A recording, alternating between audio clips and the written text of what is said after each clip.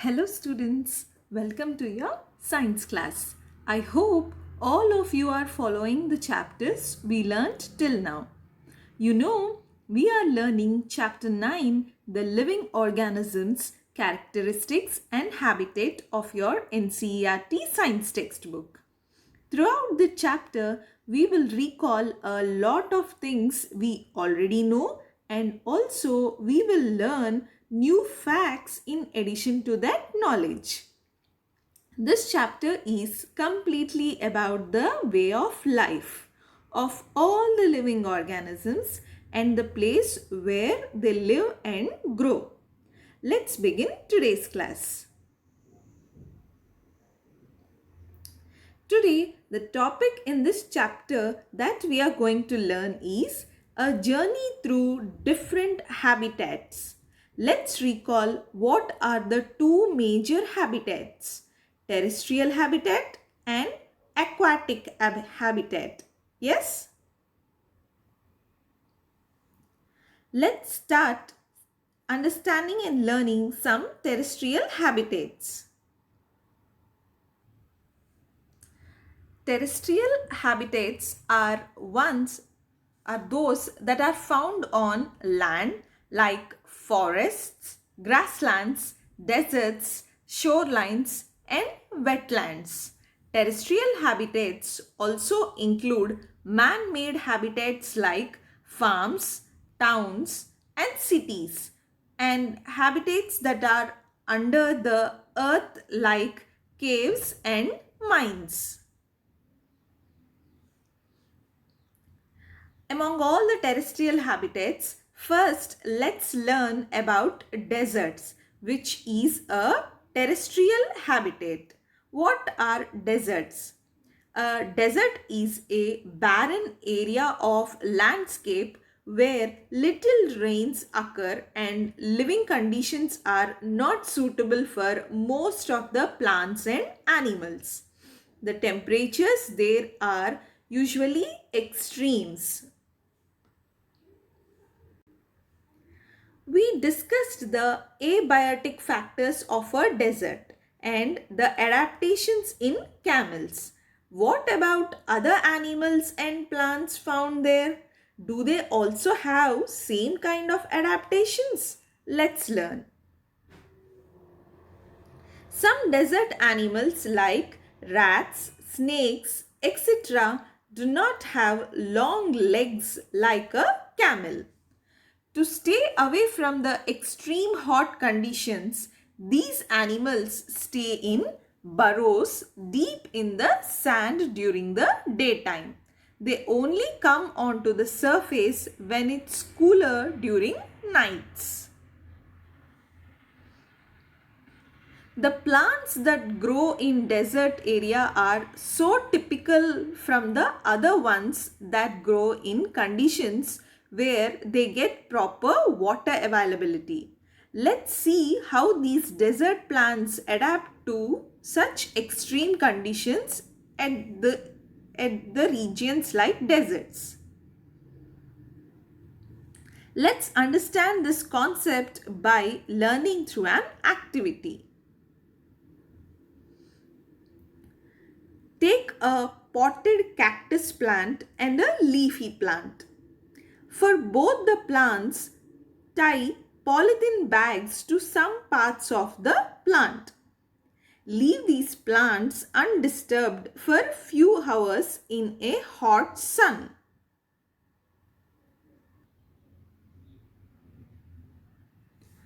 On observation, what do we notice? Is the amount of water seen in both the plants' polythene bags is same? Did the transpiration occurred in both plants is similar? In the leafy plant, more water droplets can be seen, whereas in a cactus plant, you barely see any water droplets because desert plants lose very little water through transpiration. The leaves in desert plants are in the form of small spines or they are very small, and in some plants they are even absent. This adaptation of desert plants help in reducing the loss of water from the leaves through transpiration. The leaf-like structure you see in a cactus plant is actually the stem, and the thorns or spines you see on this leaf-like stem are the modified leaves of a cactus. Photosynthesis is carried out in these broad, thick, green colored stems only. The stem has a layer of thick wax which usually reduces transpiration and helps to retain more water within the plant. The desert plant's roots are spread deeper into the soil for absorbing more water, because the surface layer soils in the deserts are usually very dry and lack of water, so that they could not nourish the plant. Therefore the plants in desert plants have the roots very deep into the soil. So this is about the desert plants. Now let's understand the flora and fauna and the habitat adaptations seen in mountain regions. Mountains. A mountain is a large landform that rises above the surrounding land in a limited area, usually in the form of a peak. These regions usually have dry climates. The mountain peaks have higher precipitation and lower temperatures comparatively. They have snowfall during winters.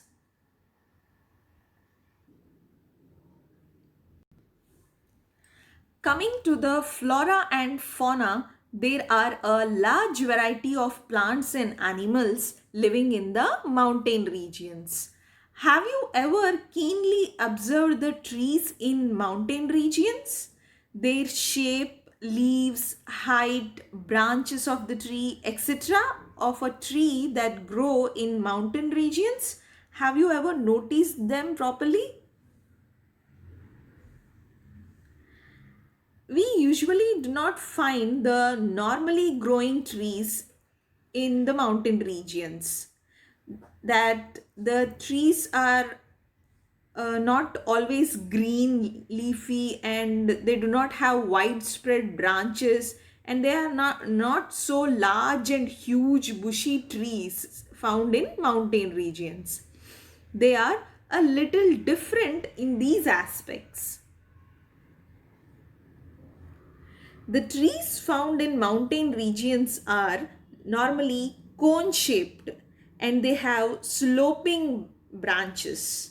Their leaves are needle like, which helps the rainwater and snow to slide off the tree easily, as these regions usually have high precipitation.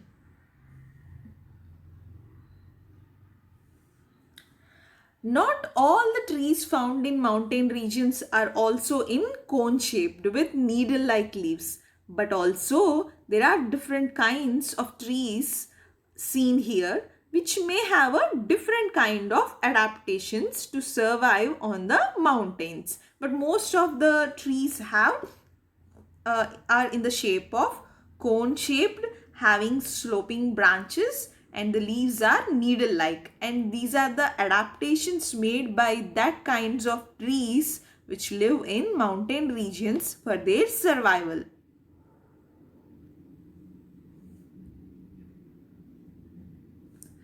Coming to the animals, the fauna. The animals in mountain regions have a thick skin or fur covering their body to protect them from cold regions. For example, consider the mountain yak.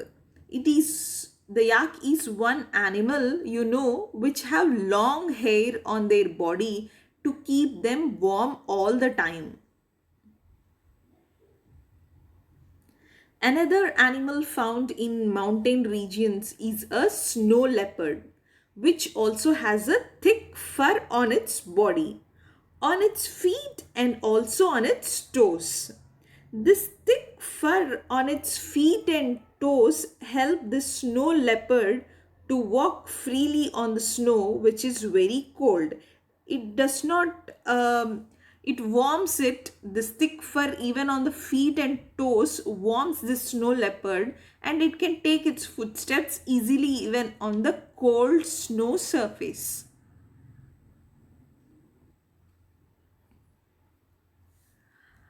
Another animal found on mountain regions is a mountain goat.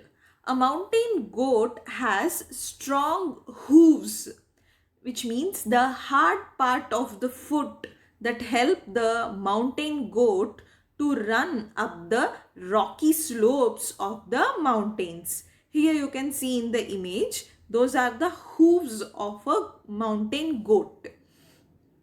And as we go up the mountain regions, due to the varying altitude, the surroundings change, the temperature change, the winds change, the sunlight changes, and we see different kinds of adaptations at different heights in the mountain regions. So this is about today's class. We have learnt some terrestrial habitats, and in that we learnt some adaptations seen in the flora and fauna at desert regions and also in the mountain regions. In the next class, we'll see some other terrestrial and aquatic habitats. Thank you, students.